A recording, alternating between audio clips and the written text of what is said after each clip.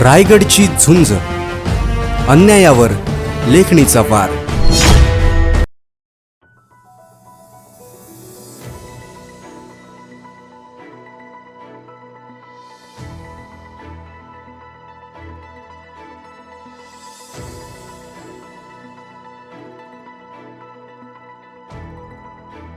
Karjat police station अंतर्गत 11 February रोजी 77/26 हा एक स्प्लेंडर प्लस मोटरसायकल चोरीचा गुन्हा दाखल झाला होता. या गुन्ह्याच्या अनुषंगाने तपास करत असताना कर्जत पोलीस स्टेशनची जी DB टीम आहे, PSI वरद आणि त्यांची टीम यांनी गोपनीय बातमीदारांच्या मदतीने आणि तांत्रिक तपासाच्या सहाय्याने संशयित लोकांना पकडले आणि त्या संशयित लोकांना पकडला असता त्यांच्याकडे अधिक तपास केला असता त्यांनी या गुन्ह्याची कबुली दिली. या गुन्ह्यामध्ये जवळपास 4 आरोपी सध्या अटकेत आहेत आणि त्यांच्याकडे अधिक तपास केला असता त्यांनी कर्जत पोलीस स्टेशनमधील चोरीस गेलेले 3 मोटरसायकल, ठाणे ग्रामीणच्या 4 मोटरसायकल, ठाणे शहरच्या 2 मोटरसायकल, अशा एकूण 9 मोटरसायकल या आरोपींच्या ताब्यातून आम्ही हस्तगत केलेल्या आहेत.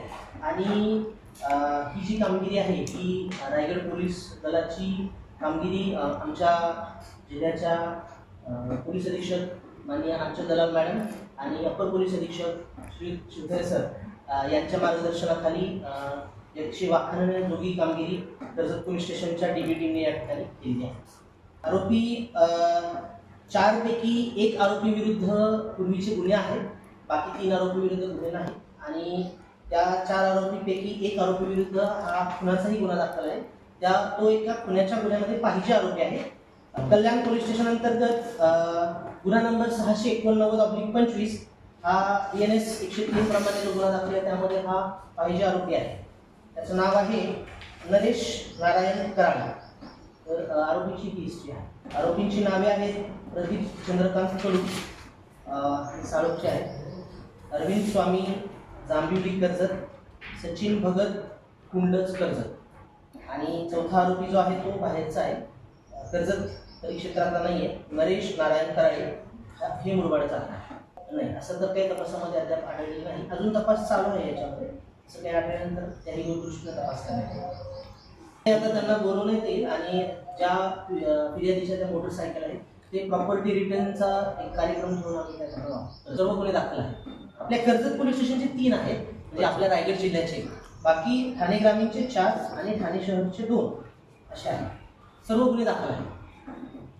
सध्या ते पोलीस कस्टडी रिमांडमध्ये आहेत. अजून पोलीस कस्टडी वाढवण्यासाठी आम्ही आज माननीय न्यायालयाला विनंती करू आणि त्यानंतर अजून वेगवेगळ्या जे अँगल आहेत तुम्ही जो आता सांगितलं त्या दृष्टीने तपास करून बाकी परत त्यांना मॅजिस्ट्रेट कस्टडीसाठी विनंती करून लवकरात लवकर या गुन्ह्याचा तपास करून माननीय न्यायालयामध्ये याचं दोषारोपपत्र दाखल करण्यात येईल. PC दिलेली आहे. आजपर्यंत PC होती त्यांची, आज PC संपत आहे. ग्रामीण किंवा ठाणे शहर हो, त्यांनी मागणी केलेली आहे. त्यांना आम्ही तसं पत्रव्यवहार केलेला आहे. आणि त्याचबरोबर आम्ही आपल्या जिल्ह्यातील वेगवेगळ्या पोलीस स्टेशनलाही वायरलेस मेसेज केलेला आहे की हे आरोपी आपल्या गुन्ह्यामध्ये असतील तर त्यांच्याकडे अधिक तपास करावा. सर्व जुने मित्र होते त्यातून यांचा संपर्क झालेला.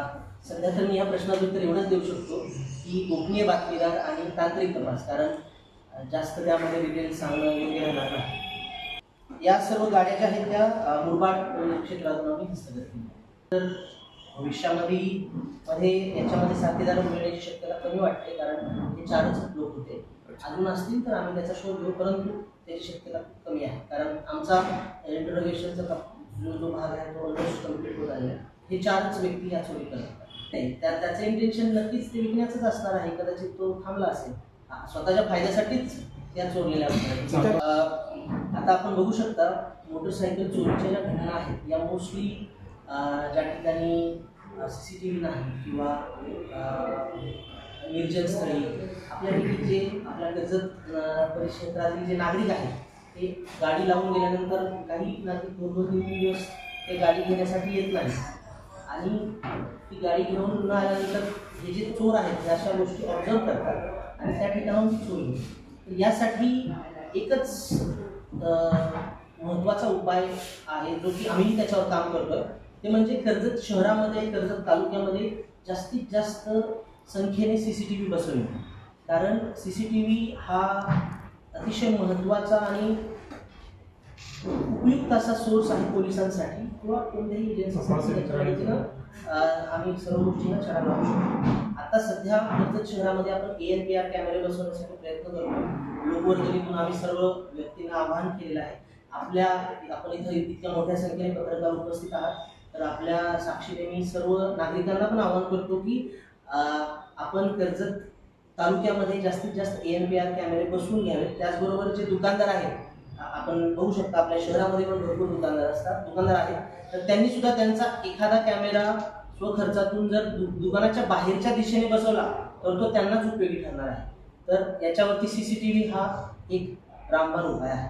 निश्चित यासाठी माननीय SP मॅडम यांच्याकडे यांचा रिवॉर्ड रिपोर्ट पाठवण्यात आलेला आहे आणि त्यांचं SP मॅडमनी सुद्धा त्यांचं खूप कौतुक केलं आणि त्यांना तशा पद्धतीचं प्रशंसापत्रक आणि रिवॉर्ड रूपी काही रक्कम ही शासकीय नियमानुसार माननीय SP मॅडमतर्फे देण्यात येईल.